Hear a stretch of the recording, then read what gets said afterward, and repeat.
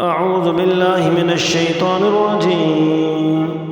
سورة يونس مكية بسم الله الرحمن الرحيم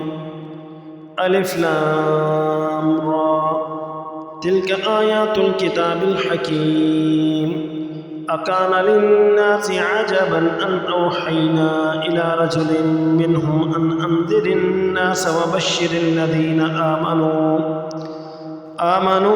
أن لهم قدم صدق عند ربهم قال الكافرون إن هذا لساحر مبين إن ربكم الله الذي خلق السماوات والأرض في 6 أيام ثم استوى على العرش يدبر الأمر ما من شفيع إلا من بعد إذنه ذلكم الله ربكم فاعبدوه أفلا تذكرون إليه مرجعكم جميعا وعد الله حقا إنه يبدأ الخلق ثم يعيده ليجزي الذين آمنوا وعملوا الصالحات بالقسط والذين كفروا لهم شراب من حميم وعذاب أليم بما كانوا يكفرون هو الذي جعل الشمس ضياء والقمر نورا وقدره منازل لتعلموا عدد السنين والحساب ما خلق الله ذلك إلا بالحق يفصل الآيات لقوم يعلمون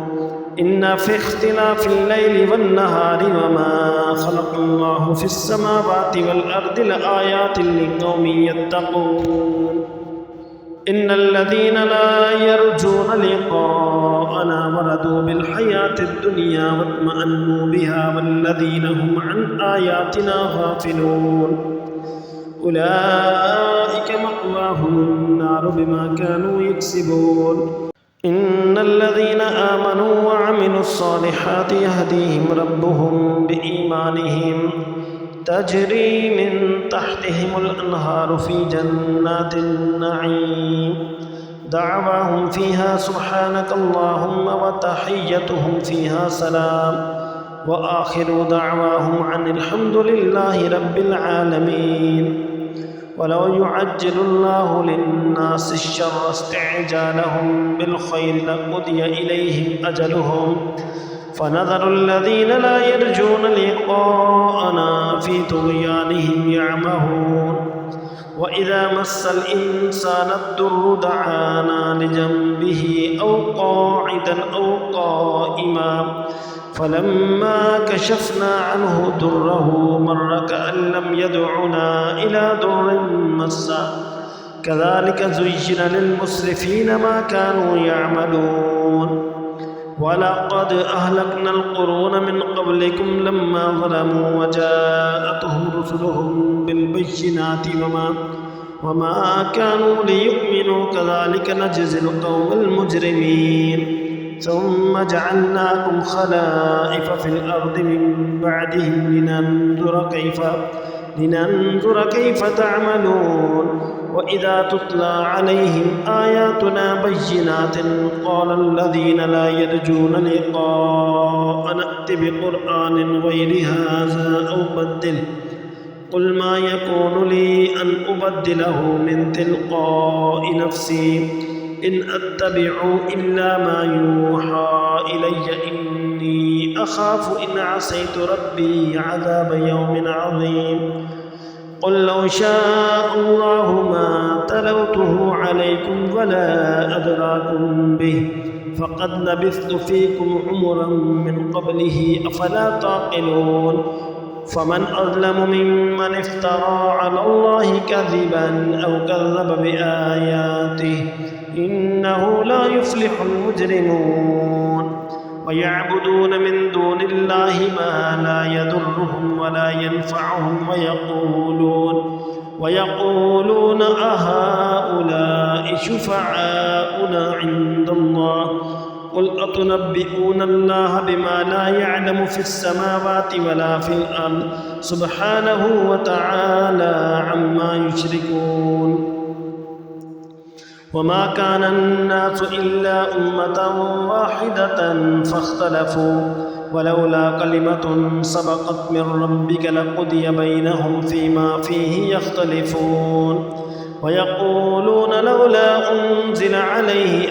آية من ربه فقل إنما الغيب لله فانتظروا إني معكم من المنتظرين وإذا أذقنا الناس رحمة من بعد ضراء مستهم إذا لهم مكر في آياتنا قل الله أسرع مكرا إن رسلنا يكتبون ما تمكرون هو الذي يسيركم في البر والبحر حتى إذا كنتم في الفلك وجرين بهم بريح طيبة وفرحوا بها جاءتها ريح عاصف وجاءهم الموج من كل مكان وظنوا أنهم أحيط بهم دعوا الله مخلصين له الدين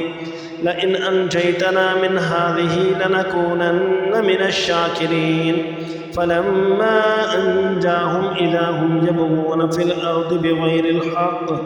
يا أيها الناس إنما بغيكم على أنفسكم متاع الحياة الدنيا ثم إلينا مرجعكم فننبئكم بما كنتم تعملون إنما مثل الحياة الدنيا كماء إن أنزلناه من السماء فاختلط به نبات الأرض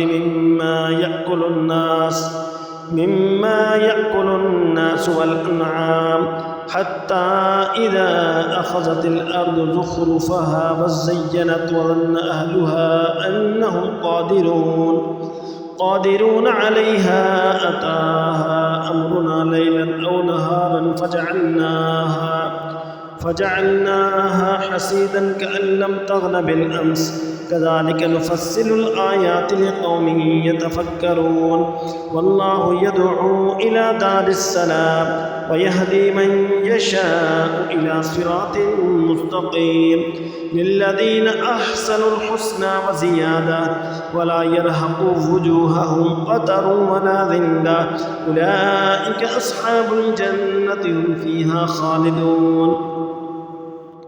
والذين كسبوا السيئات جزاء سيئة بمثلها وترهقهم ذلة ما لهم من الله من عاصم كأنما أغشيت وجوههم قطعا من الليل مظلما